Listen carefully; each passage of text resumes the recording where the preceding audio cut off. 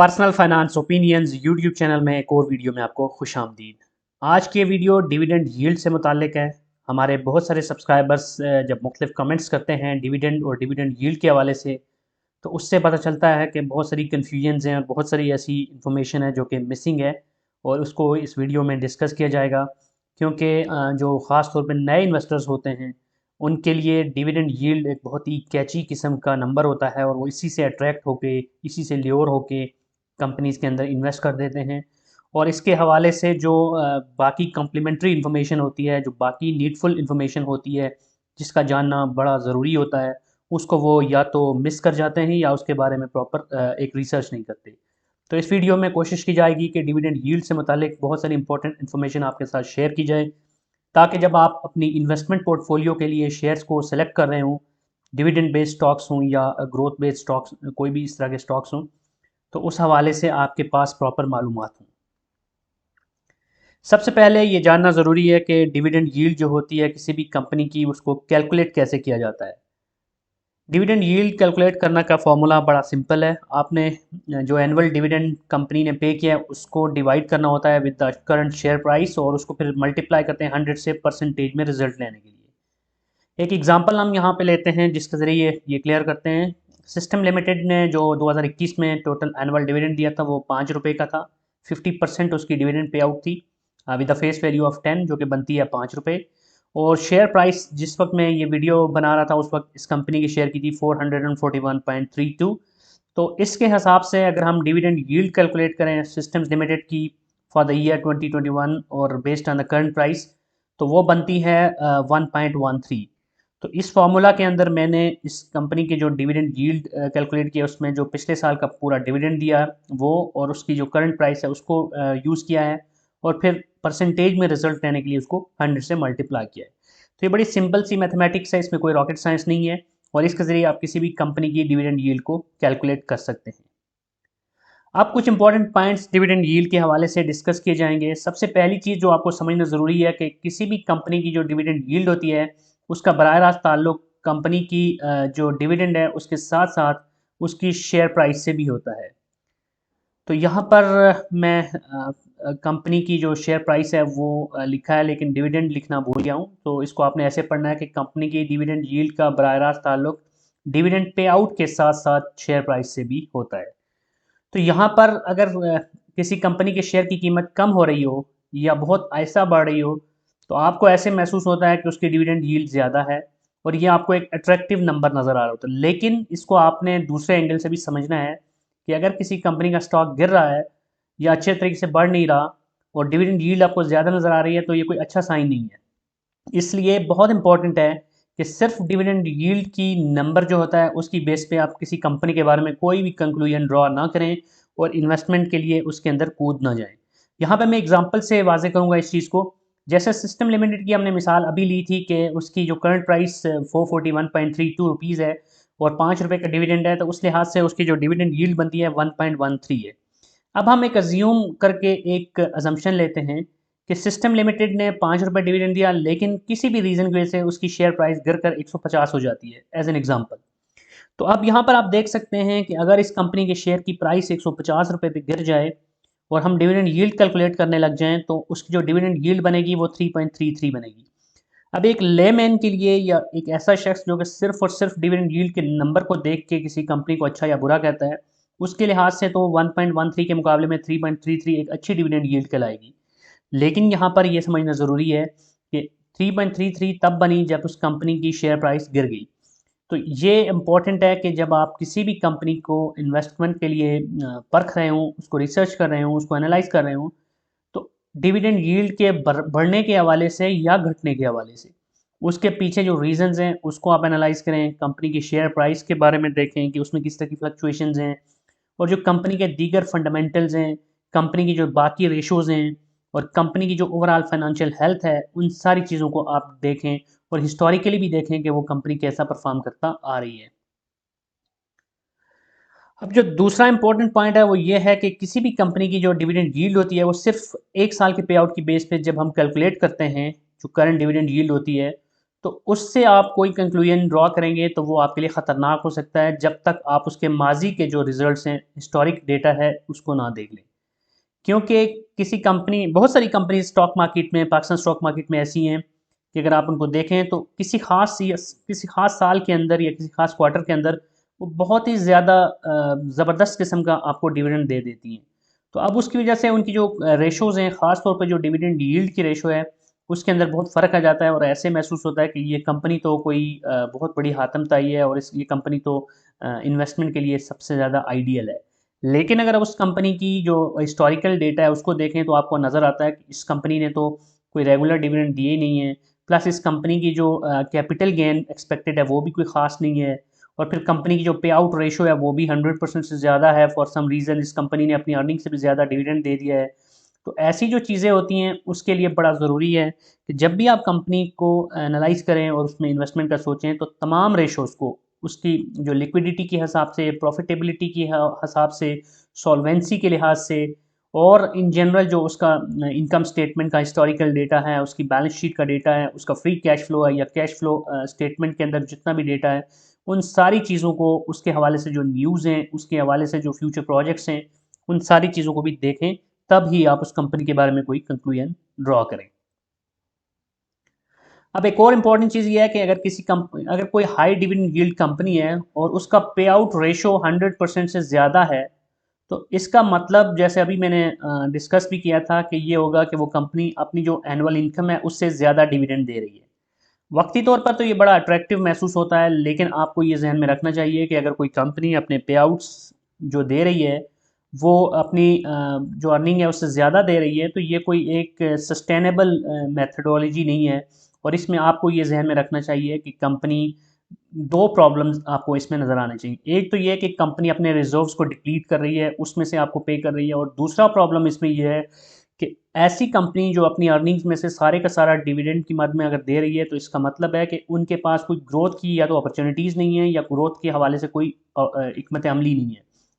तो ऐसी कंपनीज़ को हम या तो बहुत ज़्यादा एक मैच्योर लेवल पे कंपनी पहुंच चुकी है तो मे बी उसके अंदर ग्रोथ की अपॉर्चुनिटीज़ कम हो, लेकिन इन जनरल देखा जाए तो हर कंपनी के पास कुछ इन्वेस्टमेंट अपॉर्चुनिटीज़ होती हैं, कुछ ग्रोथ अपॉर्चुनिटीज़ होती हैं जिसमें वो पैसा लगाती है। लेकिन अगर कोई कंपनी अपनी सारी की सारी इनकम बांट रही है अपने शेयर होल्डर्स में, तो इट मीन्स के उसके पास एज सच कोई ऐसा प्लान नहीं है। और दूसरा, अगर वो पे आउट अपना 100% से ज़्यादा दे रही है, अर्निंग से ज़्यादा,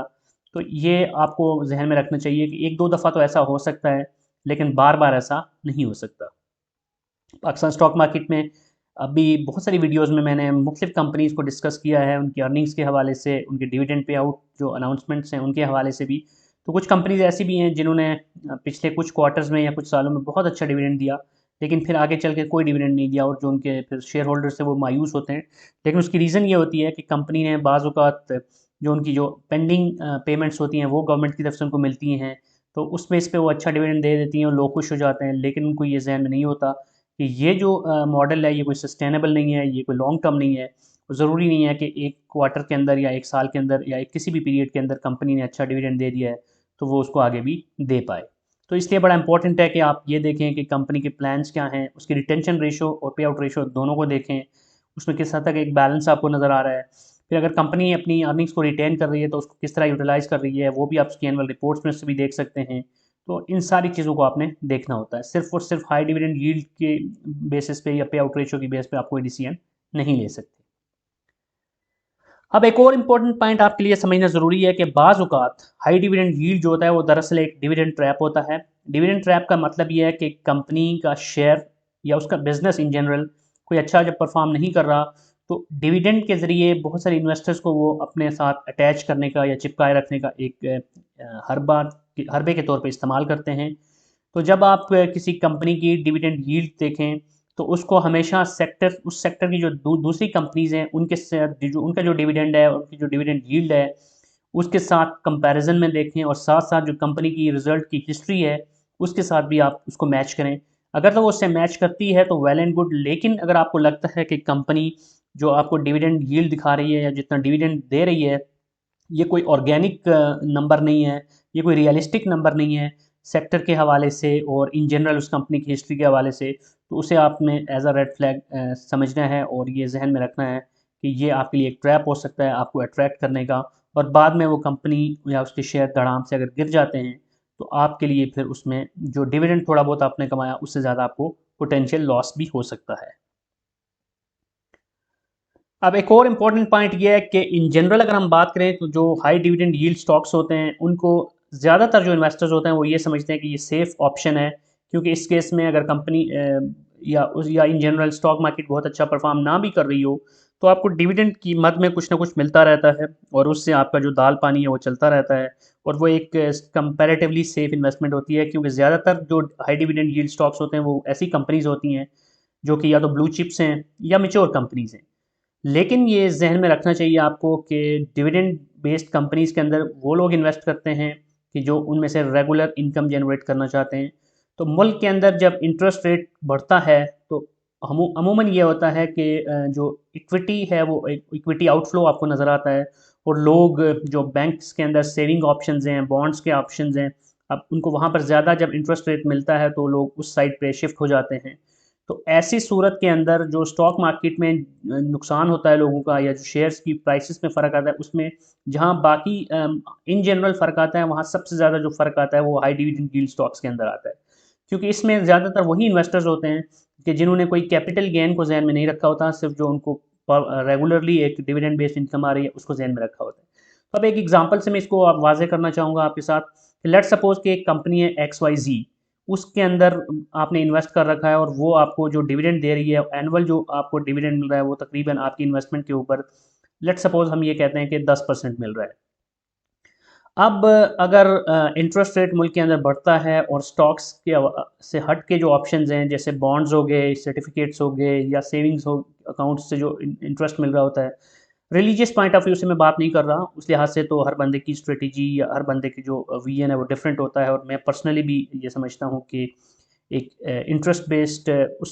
ऑप्शन बैंक्स के अंदर यूज़ करने से बहुत बेहतर है कि आप कोई इन्वेस्टमेंट करें जहाँ पे आपको रियल में एक हलाल तरीके से प्रॉफिट मिल रहा हो। लेकिन उससे क़त्ई नज़र अगर हम बात करें तो जब आम इन्वेस्टर जो रिलीजन से हट के बात कर रहा है, जब उसको 10% अगर डिविडेंड से मिल रहा है, और अगर इंटरेस्ट रेट बढ़ता है मुल्क के अंदर और उसको अगर सेविंग अकाउंट के ऊपर एज एन एग्जांपल 15% मिल रहा है, 20% मिल रहा है, तो वो ऑब्वियसली यहाँ से इक्विटी से आउटफ्लो करके यहाँ से एग्जिट करके उस ऑप्शन को यूज़ करेगा, क्योंकि वो उसको ज़्यादा सेफ ऑप्शन भी लगेगा और उसमें रेट भी उसको ज़्यादा मिल रहा होगा। तो ऐसी जब भी कोई सिचुएशन आती है जब इंटरेस्ट रेट बढ़ता है तो स्टॉक मार्केट से लोग पैसा निकाल के बैंक्स में या उस तरह के सेविंग ऑप्शंस में यूज़ करते हैं, और ऐसी सूरत हाल में जो सबसे ज़्यादा लोग पैसा निकाल रहे होते हैं वो इन डिविडेंड बेस्ड स्टॉक्स में से निकाल रहे होते हैं, कि जो कैपिटल गेन वाले स्टॉक्स होते हैं उसमें तो लोगों ने उनकी जो तरजीह होती है वो डिफरेंट होती है। वहाँ पर उन्होंने ये भी देखना होता है कि अगर तो डिविडेंड मिल रहा है तो वेल एंड गुड, लेकिन कैपिटल गेन की मद में उन्होंने ज़्यादा कमाना होता है, और उन्होंने अपनी स्ट्रेटजीज जो है ना कैपिटल गेन के हवाले से डिसाइड की होती हैं। तो ये चीज़ आपको जहन में रखनी चाहिए, और मुल्क के अंदर जो इंटरेस्ट रेट है उसकी वजह से जो चेंजेस आती हैं उनको भी कंसिडर करना चाहिए जब आप इन्वेस्टमेंट कर रहे हो। अब आखिरी पॉइंट जो मैं यहाँ पे डिस्कस करूँगा वो मैंने बहुत सारी वीडियोस बनाई थी जिसमें मैंने डिस्कस किया था कि डिविडेंड से आप डिविडेंड यील्ड की बेस पे आप कितने पैसे कमा सकते हैं पोटेंशियली मुख्तलिफ कंपनी से। तो वहाँ पर जो कमेंट्स से मैंने महसूस किया वो मुझे ये लगा कि बहुत सारे लोग ख़ास तौर पे जो नए इन्वेस्टर्स होते हैं स्टॉक मार्केट में, उनके यहाँ एक कन्फ्यूजन है। डिविडेंड यील्ड की जो परसेंटेज होती है और जो कंपनीज जब रिजल्ट अनाउंस करती हैं तो उसमें जो डिविडेंड की एक परसेंटेज दे रही होती हैं, उन दोनों को वो मिक्सअप कर रहे होते हैं। फॉर एग्जांपल जब कंपनी जब डिविडेंड अनाउंस करती है तो वो अगर कहती है, और उसकी फेस वैल्यू की बेस पे होता है कि उसने कितना डिविडेंड देना है। कंपनी अगर अनाउंस करती है कि उसने 30% डिविडेंड देना है और उस कंपनी की फेस वैल्यू 10 रुपये है, तो इसका मतलब ये होगा कि वो कंपनी 3 रुपये डिविडेंड देने लगी है। वो एक अलग परसेंटेज है। इसके बरक्स जो डिविडेंड यील्ड की परसेंटेज होती है, इसका कंपनी की फेस वैल्यू से कोई लेना देना नहीं होता। इसका लेना देना होता है कंपनी की जो एनुअल डिविडेंड पे आउट है, कितना पैसा उसने डिविडेंड की मद में दिया और करंट उसकी शेयर प्राइस कितनी, उससे जैसे मैंने कैलकुलेशन करके भी आपको दिखाया था। तो इन दोनों चीज़ों को कभी भी आपने मिक्सअप नहीं करना। ये अगर आप मिक्सअप करेंगे तो आपको अंडरस्टैंडिंग में प्रॉब्लम होगी, और ये खास तौर पे जो नए इन्वेस्टर्स हैं उनको इसमें प्रॉब्लम होती है। तो बहरहाल ये इन्फॉर्मेशन खास तौर पे टारगेटेड थी उन लोगों के लिए जो कि नए इन्वेस्टर्स हैं या जिनको अपना इन कॉन्सेप्ट को रिफ्रेश करना था। तो आई होप कि ये इन्फॉर्मेशन आपके लिए यूज़फुल होगी और आपको बेहतर तौर पे आगाही होगी कि डिविडेंड और डिविडेंड यील्ड के हवाले से कौन से इंपॉर्टेंट पॉइंट्स हैं जिनको आपने जहन में रखना है। अगर आपका कोई भी क्वेश्चन है तो आप कमेंट सेक्शन में लिख सकते हैं, और कोई भी फीडबैक है, कोई भी आपकी सजेशन है तो वो भी हम वेलकम करेंगे। और अगर आपको ये वीडियो पसंद आई है तो चैनल को सब्सक्राइब करना और बेल आइकन को प्रेस करना, वीडियो को लाइक करना मत भूलिएगा। Thank you very much.